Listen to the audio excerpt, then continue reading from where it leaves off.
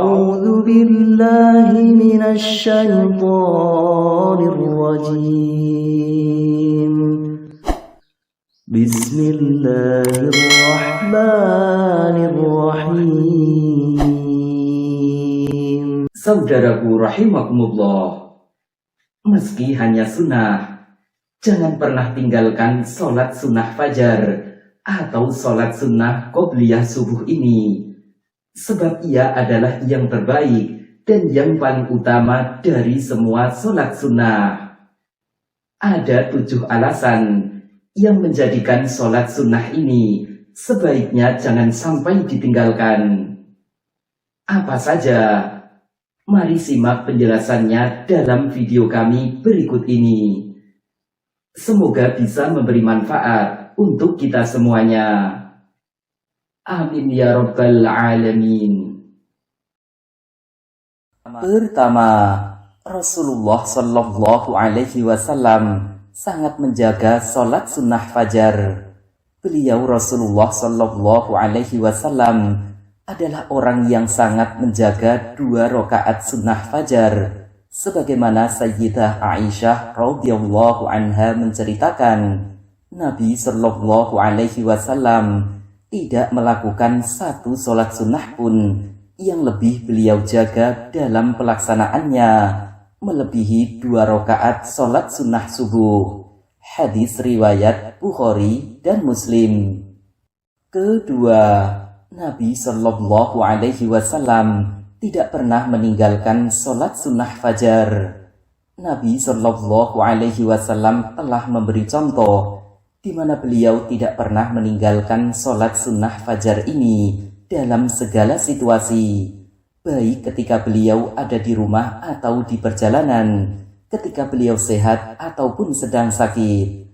Aisyah radhiyallahu anha berkata, sesungguhnya Nabi Shallallahu Alaihi Wasallam tidak pernah meninggalkan 4 rakaat sebelum zuhur dan 2 rakaat sebelum subuh dalam segala situasi. Hadis riwayat Bukhari.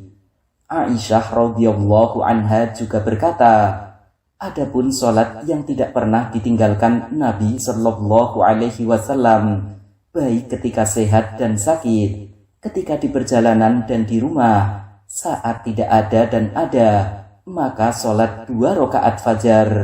Hadis riwayat Ibnu Abi Syaibah.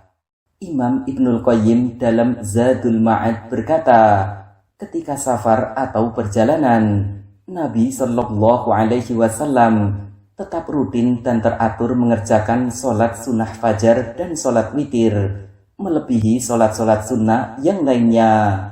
Tidak dinukil dari Nabi Shallallahu Alaihi Wasallam bahwa beliau melaksanakan sholat sunnah rawatib selain 2 sholat tersebut selama beliau melakukan safar.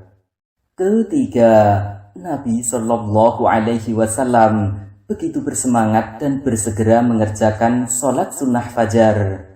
Diriwayatkan bahwa Nabi Shallallahu Alaihi Wasallam begitu semangat mengerjakan sholat sunnah fajar, sebagaimana Ibnu Juraij radhiyallahu an berkata, aku tidak pernah melihat beliau lebih bersegera kepada kebaikan melebihi 2 rakaat sebelum fajar. Hadis riwayat Muslim. Beliau juga terlihat bersegera mengerjakannya saat mendengar adzan subuh berkumandang. Ibnu Umar radhiyallahu an menceritakan bahwa Nabi Shallallahu Alaihi Wasallam mengerjakan 2 rakaat sebelum sholat fajar, seakan adzan ada di kedua telinga beliau. Hadis riwayat Ahmad, Ibnu Majah, dan Ibnu Khuzaimah. Semangat dan kesegeraan Nabi melakukan sholat sunnah fajar ini mengisyaratkan kalau amalan ini begitu istimewa dan spesial pahalanya. Keempat, Nabi Shallallahu Alaihi Wasallam tetap mengerjakannya meski waktu subuh hampir habis. Diriwayatkan suatu ketika Nabi Shallallahu Alaihi Wasallam pernah mengerjakan sholat sunnah fajar di waktu pagi sekali. Bilal bin Rabah radhiyallahu an menceritakan, maka beliau berkata, aku mengerjakan sholat 2 rakaat qobliyah subuh dulu. Bilal berkata, "Wahai Rasulullah, sesungguhnya engkau telah memasuki waktu pagi sekali." Beliau bersabda, "Seandainya aku lebih terlambat dari tadi pagi, aku pasti melaksanakan sholat 2 rakaat tersebut, menyempurnakan dan membaguskannya." Hadis riwayat Abu Dawud.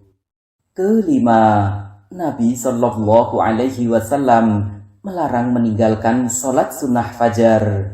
Disebutkan dalam hadis dari Abu Hurairah radhiyallahu anhu bahwa Nabi Shallallahu Alaihi Wasallam bersabda, "Jangan kalian tinggalkan sholat sunnah fajar, walaupun kalian dikejar tentara berkuda." Hadis riwayat Abu Dawud, Tahawi, dan Ahmad.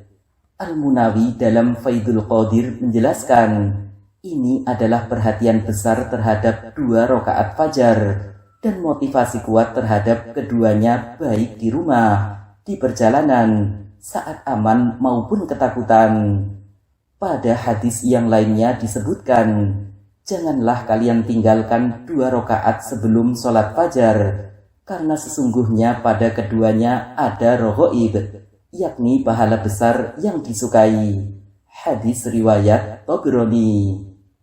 Keenam, Nabi Shallallahu Alaihi Wasallam mengqadha sholat sunnah fajar. Nabi Shallallahu Alaihi Wasallam telah memerintahkan agar mengqadha sholat sunnah fajar atau qobliyah subuh ini jika ia terlewatkan dari waktunya. Beliau bersabda, "Siapa yang belum mengerjakan 2 rakaat sunnah fajar hingga terbit matahari, maka hendaklah ia mengerjakannya." Hadis riwayat Baihaqi dengan sanad yang bagus. Bahkan Nabi sendiri diriwayatkan pernah mengqadha 2 rakaat fajar ini, sebagaimana disebutkan dalam hadis dari Abu Hurairah radhiyallahu anhu. Ia berkata, "Kami pernah tidur untuk istirahat bersama Rasulullah Shallallahu Alaihi Wasallam dan terbangun ketika matahari telah terbit. Beliau bersabda, hendaklah tiap orang berpegangan dengan tunggangannya. Sesungguhnya tempat ini didatangi oleh setan." Kami pun melaksanakan perintah beliau. Beliau lalu meminta air untuk berwudu. Lalu beliau mengerjakan sholat sunnah 2 rakaat. Iqomah kemudian dikumandangkan dan beliau pun mengerjakan sholat subuh. Hadis riwayat Nasa'i. Sayyid Sabiq dalam Fiqhus Sunnah berkata, zahirnya hadis menunjukkan bahwa ia yakni 2 rakaat fajar diqadha sebelum terbit matahari dan setelah terbitnya, baik tertinggalnya itu karena uzur atau tidak karena uzur, baik tertinggalnya itu sendirian atau bersama sholat subuh. Ketujuh, punya keutamaan lebih baik dari dunia seisinya. Telah masyhur diketahui bahwa sholat sunnah qobliyah subuh ini memiliki keutamaan yang besar, sehingga sungguh sayang jika ditinggalkan. Disebutkan dalam hadis Nabi Shallallahu Alaihi Wasallam, beliau bersabda, 2 rakaat sholat sunnah subuh itu lebih baik daripada dunia dan seluruh isinya. Hadis riwayat Muslim. Atas dasar semua keterangan ini, maka sebagian ulama berpendapat kalau sholat sunnah fajar atau sholat sunnah qobliyah subuh adalah sholat sunnah yang paling utama di antara semua sholat sunnah. Imam Nawawi dalam Al-Majmu' berkata, adapun hukum masalah, sahabat-sahabat kami berkata, yang paling utama dari sholat-sholat sunnah yang tidak disunnahkan berjamaah, maka adalah sholat-sholat rawatib. Sedangkan sholat rawatib yang paling utama adalah sholat witir dan sholat sunnah fajar. Mana yang paling utama dari keduanya? Ada 2 pendapat. Yang paling sahih dalam qaul jadid adalah sholat witir yang paling utama, dan dalam qaul qadim yang paling utama adalah sholat sunnah fajar. Sebagian ulama bahkan ada yang menghukuminya lebih dari sekedar sunnah, dan bahkan lagi ada yang mewajibkannya. Ibnu Battal dalam Syarah Sahih Bukhari menyebutkan, Imam Malik dalam Al-Mukhtasar berkata, keduanya tidak sekedar sunnah, Sungguh umat Islam telah mengamalkannya, maka tidak seyogianya meninggalkannya.